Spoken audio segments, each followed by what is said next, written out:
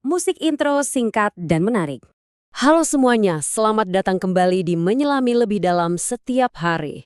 Wow, kita langsung dibuka dengan kalimat yang nancep banget ya. Kamu sedang dalam perjalanan pulang saat kamu meninggal. Dalam banget kan? Nah, hari ini kita bakal ngebahas sebuah cerita pendek yang sumpah bisa bikin kita mikir ulang soal segalanya. Judulnya Telur. Cerita ini bakal ngajak kita jalan-jalan ke sebuah konsep yang benar-benar beda soal hidup, mati, dan alam semesta. Siap-siap ya, yuk kita mulai. Jadi ceritanya gini, ada kecelakaan mobil yang fatal, tapi anehnya nggak ada rasa sakit sama sekali. Tiba-tiba aja tokoh utama kita udah ada di kehampaan. Nggak ada apa-apa, bukan surga, bukan neraka, cuma kosong. Di sanalah dia ketemu sama sesosok makhluk. Nah, ini siapa dan ada apa sebenarnya? Ya, wajar banget lah ya kalau kita di posisi dia juga pasti bingung. Pertanyaan pertama yang keluar dari mulutnya ya jelas, apakah kamu Tuhan? Tapi sosok yang ditemuin ini tuh nggak kayak gambaran Tuhan yang biasa kita lihat di film-film gitu. Nggak ada janggut putih, nggak ada jubah bersinar. Cuma ya sesosok figur otoritas yang nggak jelas bentuknya. Misterius banget. Dan coba tebak jawabannya. Santai banget, tanpa drama sedikit pun. Ya, akulah Tuhan. Sesimpel itu. Tapi, yang bikin ceritanya makin unik, abis pengakuan sebesar ini, obrolannya tuh nggak langsung ngomongin hal-hal langit loh. Justru langsung balik ke sesuatu yang paling manusiawi, yaitu keluarganya. Nah, di sini kita mulai sadar kalau akhirat versi cerita ini beda banget. Si Tuhan ini ngasih gambaran yang jujur banget, bahkan bisa dibilang brutal soal keluarganya. Katanya, anak-anakmu bakal ingat kamu sebagai sosok yang sempurna. Tapi istrimu, dia emang bakal kelihatan hancur di depan semua orang, tapi diem-diem dia ngerasa lega. Kenapa? Karena pernikahan mereka sebenarnya udah di ujung tanduk. Gila kan? Ini bukan penghakiman lor, tapi cuma fakta. Dan ini petunjuk pertama buat kita kalau aturan main di dunia sana tuh bener-bener di luar dugaan. Terus plot twist berikutnya datang lagi. Lupakan deh konsep surga dan neraka yang biasa kita tahu. Di sini yang ada cuma satu, reinkarnasi. Tapi tunggu dulu, ini bukan reinkarnasi biasa. Ini reinkarnasi dengan aturan main yang benar-benar baru dan bakal bikin kita mind blown. Oke, jadi konsepnya begini nih. Semua pengalaman, semua pelajaran, mau itu tawa, tangis, dari semua kehidupan yang pernah kita jalani, itu semua nggak pernah hilang. Semuanya itu kesimpan di dalam diri kita. Walaupun sekarang kita nggak ingat, tapi semua itu ada di sana. Jadi bagian dari diri kita yang seutuhnya. Analoginya keren banget loh. Coba bayangin, jiwa kita nih kayak sebuah samudra kesadaran yang super luas. Nah, setiap kali kita hidup, itu tuh kayak kita cuma nyelupin satu jari doang ke samudra itu buat ngerasain pengalamannya. Terus pas hidup kita selesai, jari itu ditarik lagi dan semua pengalaman yang didapat langsung nyatu lagi sama samudra kesadaran kita yang gede itu. Kebayang kan? Nah, siap-siap buat bagian yang paling bikin kepala ngebul ya. Ternyata reinkarnasi itu nggak linier. Nggak harus maju terus ke masa depan.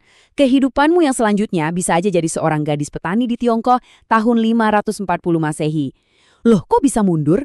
Karena, kata Tuhan di cerita ini, konsep waktu, detik, menit, tahun, itu cuma berlaku di alam semesta kita.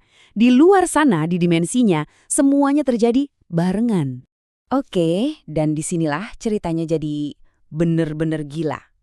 Ternyata, tujuan alam semesta ini diciptain dengan segala isinya yang super kompleks itu cuma buat satu hal, yaitu untuk satu makhluk tunggal biar dia bisa tumbuh dewasa. Coba deh kita renungin bareng-bareng kalimat ini. Tidak ada orang lain. Itu artinya apa? Artinya semua orang. Semua orang yang pernah ada, yang lagi hidup sekarang, atau yang nanti bakal lahir, itu semua adalah versi lain dari kamu. Ya, kamu. Ini gila banget kan? Paradoksnya itu loh, kalau kamu adalah semua orang, itu artinya kamu adalah pahlawan, kayak Abraham Lincoln. Tapi di saat yang sama, kamu juga pembunuhnya. Kamu adalah Hitler, tapi kamu juga adalah jutaan orang yang jadi korbannya. Kamu pernah jadi penindas, kamu juga pernah jadi yang ditindas. Pahlawan sekaligus penjahat. Semuanya itu, kamu. Coba deh, kita pikirin lagi implikasinya. Kalau gitu, setiap kali kita nyakitin orang lain, sebenarnya kita lagi nyakitin diri kita sendiri di kehidupan yang lain. Sebaliknya, setiap kali kita berbuat baik sama orang, kita itu sebenarnya lagi berbuat baik sama diri kita sendiri. Wow, coba bayangin kalau kita semua hidup dengan pemikiran ini. Dunia bakal kayak apa ya? Oke, jadi pertanyaannya sekarang buat apa ini semua? Kenapa kita harus capek-capek ngejalanin semua kehidupan manusia yang pernah ada? Semua penderitaan, semua kebahagiaan, semua momen-momen bosan itu tujuannya apa sih? Pasti ada di end game-nya kan? Dan inilah jawaban terakhirnya, bagian yang paling indah menurutku. Ternyata kita ini, jiwa tunggal yang lagi ngejalanin semua kehidupan ini, sebenarnya adalah semacam janin kosmik. Kita itu makhluk dari tempat lain yang lagi dalam proses pertumbuhan. Dan suatu hari nanti, kita akan jadi seperti dia, sang pencipta. Jadi, setelah kita selesai menjalani setiap kehidupan manusia, dari zaman batu sampai masa depan nanti, setelah kita ngumpulin semua pengalaman dan pengetahuan yang mungkin ada, barulah kita dianggap cukup matang, cukup dewasa, untuk akhirnya dilahirkan. Dan itulah punchline-nya. Seluruh alam semesta kita yang kelihatan tak terbatas ini, dengan semua sejarahnya yang rumit dan masa depannya yang misterius, itu semua hanyalah sebuah telur. Cuma sebuah cangkang, sebuah inkubator raksasa yang fungsinya cuma satu, membesarkan satu kesadaran sampai siap untuk menetas. Gimana? Pikiran kalian meledak juga nggak? Cerita ini ninggalin kita dengan satu pertanyaan yang dalam banget.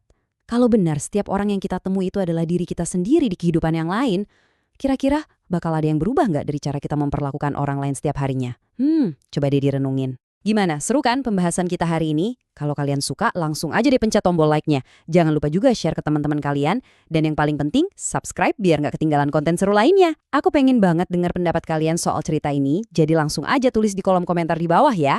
Sampai ketemu besok di waktu yang sama.